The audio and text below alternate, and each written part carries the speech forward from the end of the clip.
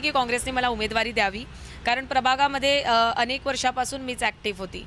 पण काही कारणास्तव जी नाही मिळाली, पण पूजा मानमोडे या नावाने मला माझ्या प्रभागामध्ये ओळखतात, त्यामुळे मी रिंगणात उतरलेली आहे. काय बरं काँग्रेसने ठीक आहे उमेदवारी दिली नाही? कारण की आपण काँग्रेसमध्ये अनेक वर्षापासून सक्रिय होता आणि राजकीय संपूर्ण पार्श्वभूमी आहे. बाबा उद्धव ठाकरे गटामध्ये आहेत. अशा असताना का आपल्याला उमेदवारी दिली नाही? तरुण चेहरा आहे आपल्या सगळ्या ह्याच्यात आणि तरुणांना काँग्रेस असेल किंवा ठाकरे असे गट हे सामोर करतात. अशा असताना आपल्याला का उमेदवारी दिली नाही? मीही सुद्धा असं अपेक्षा केली होती की तरुणांना, आणि असं ऐकलं सुद्धा होतं की तरुणांना संधी देणार आहेत. त्याच अनुषंगाने मला अजून माझी महत्त्वाकांक्षा वाढल्या होत्या. पण काही कारणास्तव, कारण मला माहिती नाही अजून की काय कारण आहे, आणि हे कारण मी विचारणार आहे पक्षाला की काय कारणाने माझं काय चूक झाली.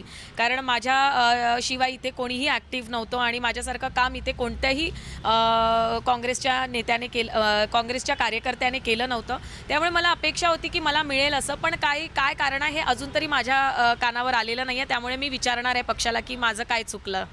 काँग्रेसकडनं बड्या नेत्याकडनं आपल्याला फोन आला का उमेदवारी मागे घेण्यासाठी? कारण की आता आपण बंडखोर उमेदवार म्हणून एका अर्थानं उभे असणार आहेत. त्यामुळे या सगळ्या याच्यात पेच निर्माण झालेला आहे. त्यामुळे आपल्याला कोणाला कॉल आला काय? अनेक लोकांचे मला कॉल आले होते की अपक्ष उमेदवारी तुम्ही वापस घ्या असं.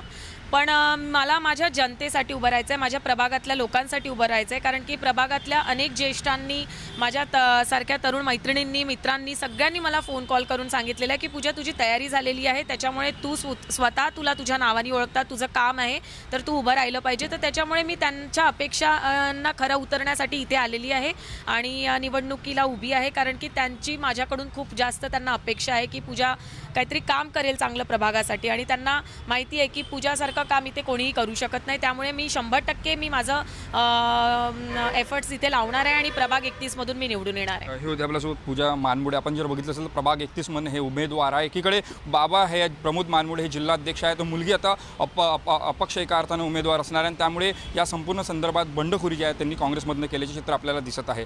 कॅमेरामॅन मंगेश मोहितेसह तेजस मुतुरे, जय महाराष्ट्र न्यूज, नागपूर.